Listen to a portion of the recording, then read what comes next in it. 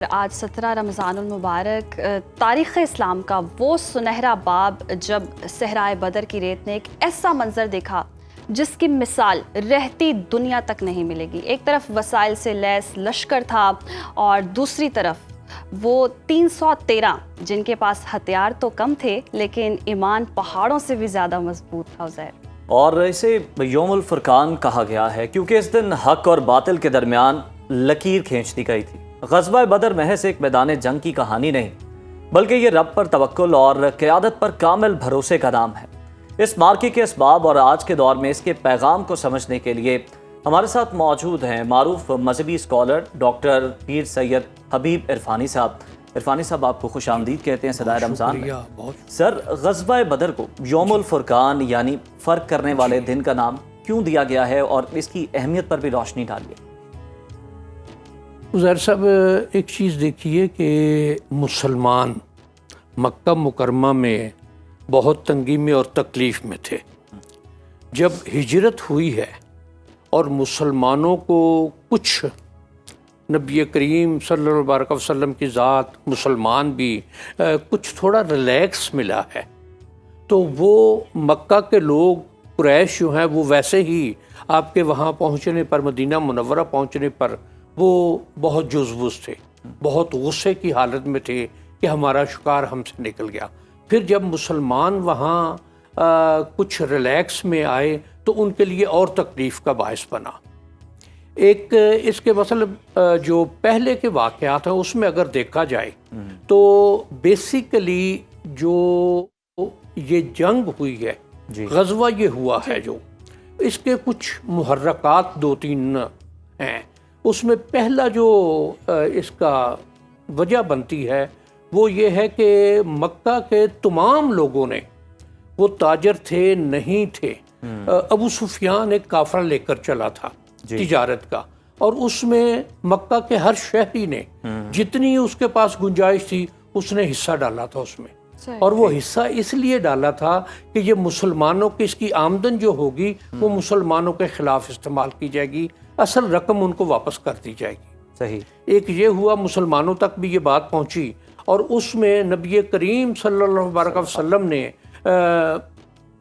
کچھ صحابہ کرام کو ان کی مختلف علاقوں میں بھیجتے رہے، ریکی کے لیے بھیجا کہ دیکھیں یہ قافلہ آ رہا ہے یا نہیں۔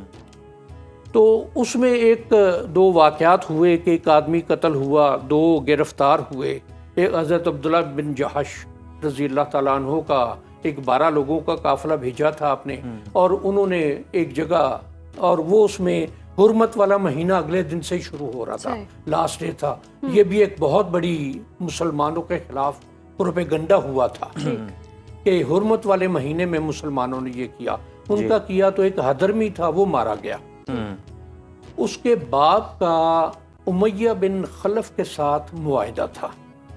پھر 2 لوگ گرفتار ہوئے، عثمان اور نوفل، یہ بھی ایک بہت بڑے سردار کے بیٹے تھے۔ یہ بھی ایک، جب مکہ میں یہ خبر پہنچی تو اس پر بھی ان میں بہت غم و غصہ کیفیت آئی۔ پھر اس میں یہ ہے کہ جو قافلہ تھا ابو سفیان کا، شام سے واپس آ رہا تھا جو مال تجارت لے کر، وہ سائیڈ سے ہو کر نکل گیا، لیکن اس دوران مکہ سے یہ لوگ نکل چکے تھے۔ اچھا۔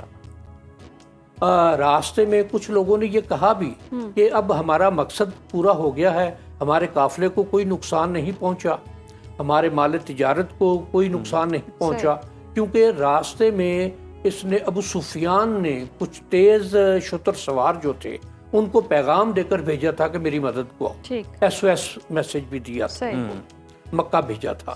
جب یہ خبر پہنچی، لیکن پھر کچھ لوگوں نے کہ نہیں اب ہم نکل آئے ہوئے، اور ان میں سب سے آگے ابو جہل تھا۔ میدان جنگ میں بھی پہنچ کے جب مسلمان 12 رمضان کو نکلے ہیں مدینہ منورہ سے، اور یہ 17 رمضان کو بدر کے میدان میں پہنچے، اس سے پہلے قریش پہنچ چکے تھے۔ اچھا۔ اب یہ اس میں قریش، اب تعداد کے حوالے سے دیکھا جائے تو قریش آلموسٹ 3 ٹائم زیادہ تھے، کہ وہ 1000 کے قریب، اور مسلمان 300 سم تھنگ، جی، کیونکہ اس میں اوپر والی تعداد میں تھوڑا سا ویسے 313 زیادہ بتایا جی۔ جاتا ہے، لیکن اور بھی روایات ہیں اس بارے میں۔ صحیح۔ اب اس کو دو چیزیں اس میں بہت واضح ہوتی ہیں، جی۔ ایک تو نبی کریم صلی اللہ علیہ وآلہ وبارک وسلم کی جنگی حکمت عملی اور آپ کا رحم و کرم، رحم و کرم، واہ، کہ قریش نے آ کے اونچی جگہ جو تھی اس پر قبضہ کر لیا۔ مسلمانوں کے پاس نشیب کی جگہ ہے، پانی وہاں نہیں تھا۔ صحابہ کرام نے گزارش پیش کی تو آپ نے ارشاد فرمایا کہ صبر کرو، یہی ہمارے لیے بہتر ہوگا۔ جنگ کی رات، جنگ کے دن سے پہلی رات وہاں بارش ہو گئی، ٹھیک، اور جو ریت تھی وہ بیٹھ گئی، دب گئی۔ صحیح، جو اوپر والی جگہ تھی وہاں پھسلن ہو گئی، پانی مسلمانوں نے محفوظ کر لیا، چھوٹے چھوٹے تالاب بنا لیے کہ جانوروں کے پینے کے لیے اور اس کے لیے۔ اب اس کے بعد دیکھیے کہ نبی کریم صلی اللہ علیہ وآلہ وسلم کی ذات، کہ جو اس دور کا مروجہ قانون تھا، طریقہ تھا جنگ لڑنے کا، آپ نے اس کے مطابق پوری ترتیب دی ہے کہ بے شک تعداد میں تھوڑے ہیں، لیکن طریقہ کے سینٹر، رائٹ، لیفٹ، تینوں چیزیں ان آپ نے مقرر فرمائی، تینوں جگہ صحابہ کرام کو مقرر فرمایا۔ اور اس کے بعد یہ ہوا کہ جب جنگ ہوئی تو قریش کی طرف سے 3 لوگ آئے، عتبہ، شیبہ اور ولید۔ یہ تینوں ہی آپس میں رشتہ دار تھے۔ عتبہ اور شیبہ بھائی تھے، ولید عتبہ کا بیٹا تھا۔ صحیح۔ انہوں نے آ کے چیلنج دیا، صحیح، 3 انصار صحابہ نکلے باہر، انہوں نے پوچھا کہ کون ہو؟ انہوں نے کہا کہ ہم انصار ہیں، ٹھیک، مدینہ کے رہنے والے ہیں۔ تو انہوں نے کہا کہ ہمیں تم سے غرض نہیں ہے، ہمیں تو مکہ کے لوگ چاہیے، ہمیں قریشی چاہیے، ہمیں ہاشمی چاہیے، جو ہماری ٹکر کے ہیں، ہمارے لیول کے ہیں، ہم ان سے جنگ کریں گے، تم لوگ ہم سے بہت کم تر۔ یہ اس طرح سے ہوا۔ پھر اس کے بعد حضرت علی کرم اللہ تعالیٰ وجہ الکریم، حضرت امیر حمزہ رضی اللہ تعالیٰ عنہ اور حضرت ابو عبیدہ نہیں عبیدہ، یہ تینوں نکلے۔ حضرت علی کرم اللہ تعالیٰ وجہ الکریم اور حضرت امیر حمزہ رضی اللہ تعالیٰ عنہ، ان کا مقابلہ ہوا عتبہ اور ولید سے، باپ بیٹے سے، اور دونوں کو قتل کر دیا۔ اور تیسرا جو تھا شیبہ، اس نے ان کو زخمی کر دیا۔ یہ دونوں پھر جب اپنی جنگ سے فارغ ہو گئے تھے، گئے اور شیبہ کو بھی قتل کیا اور انہیں لے کر آئے۔ ان کی وصال بھی اسی وجہ سے ہوا تھا، اسی زخم کی وجہ سے۔ صحیح۔ یہ ہوا۔ اس کے بعد اور پھر اسی طرح سے جنگیں ہوئیں، اور پھر جب عام اعلان ہوا یا عام جنگ ہوئی جی، تو اس میں پھر کفار کے بے شمار لوگ قتل ہوئے، 14 مسلمان شہید ہوئے، کفار کے 72 سے زیادہ لوگ۔ اب اس میں یہ بھی ہوا کہ پہلے ہی چونکہ عتبہ جو تھا وہ ان کا سالار تھا، عتبہ کے اور یہ شیبہ یہ بہت امیر بھی لوگ تھے، اپنے قبیلے کے سردار بھی تھے، اور ان کی عزت اور رکھ رکھاؤ بھی بہت تھا۔ سر جو 313 کا لشکر تقریباً جو تھا، ان کے لیے جو مدد اور نصرت اوپر سے اتری، جی، کیا وہ تب تک ہی محدود تھی یا پھر آج بھی ایسا کچھ ہو سکتا ہے؟ دیکھیے معاملہ یہ ہے، وہ جذبے کی بات ہے، صحیح، کہ کیا وہ اس وقت کا جذبہ کہ یہ موقع جب رات ہوئی تو نبی کریم صلی اللہ علیہ وآلہ وسلم معاف کیجیے گا، آپ نے صحابہ کرام کو آرام کرنے کے لیے ارشاد فرما دیا کہ سو جاؤ، اور خود سجدے میں گر گئے، اور یہ ارشاد کے بارے لہا، یہ چند لوگ تیرے نام لیوا، اگر آج نہ رہے تو تیرا کائنات میں نام لینے والا کوئی نہیں ہوگا۔ حضرت ابوبکر صدیق رضی اللہ تعالیٰ عنہ، حضرت عمر فاروق رضی اللہ تعالیٰ عنہ، اور انہوں نے آپ کو تسلی دی کہ اللہ آپ کو اکیلا نہیں چھوڑے گا، اللہ تعالیٰ نے آپ سے فتح کا وعدہ کیا ہے، وَلَقَدْ نَصَرَكُمُ اللَّهُ بِبَدْرٍ وَأَنْتُمْ أَذِلَّةٌ، کہ اللہ تعالیٰ نے بدر میں آپ کی نصرت کا وعدہ کیا ہے، آپ کی مدد کا وعدہ کیا ہے، اور آپ تعداد میں تھوڑے ہیں۔ تو یہ وعدہ بھی، لیکن آپ وہ اللہ کی بارگاہ میں سجدہ ریز رہے۔ پھر جب یہ سارا کچھ ہوا، اس میں 313 کا جذبہ جو تھا، جی، اس میں اب یہ دیکھیے کہ معاذ اور معوذ 2 بھائی، جی، چھوٹی عمر کے، انہوں نے آ کے ایک صحابی سے پوچھا کہ ابو جہل کون ہے؟ کہ تم کیوں پوچھ رہے ہو کہ ہم نے وہ بہت بکواس کرتا ہے نبی کریم صلی اللہ علیہ وسلم کے بارے میں، تو ہم نے یہ عہد کیا کہ ہمیں جہاں نظر آئے گا ہم اس کو قتل کر دیں گے۔ اب وہ ایک نے ایک وقت میں پوچھا، دوسرے نے دوسرے وقت میں پوچھا، ایک ہی موقع ایک ہی ہے لیکن پوچھنے کا انداز مختلف ہے۔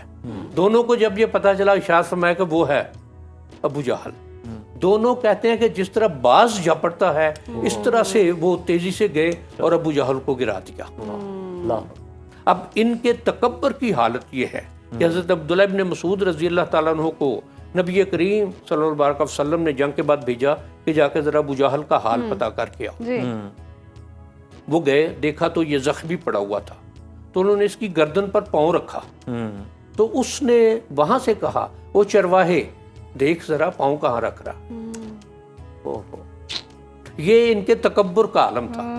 اور نبی کریم کے جو رحم کا معاملہ تھا، رحم کا معاملہ، اور جو عسکری طور پر جو انہوں نے انتخاب کیا، یا پھر جغرافیائی اعتبار سے آج کل ہم دیکھیں نا جو جنگوں کا ماحول ہے، تو ان کے انتخاب کے حوالے سے بھی کچھ دیکھیے۔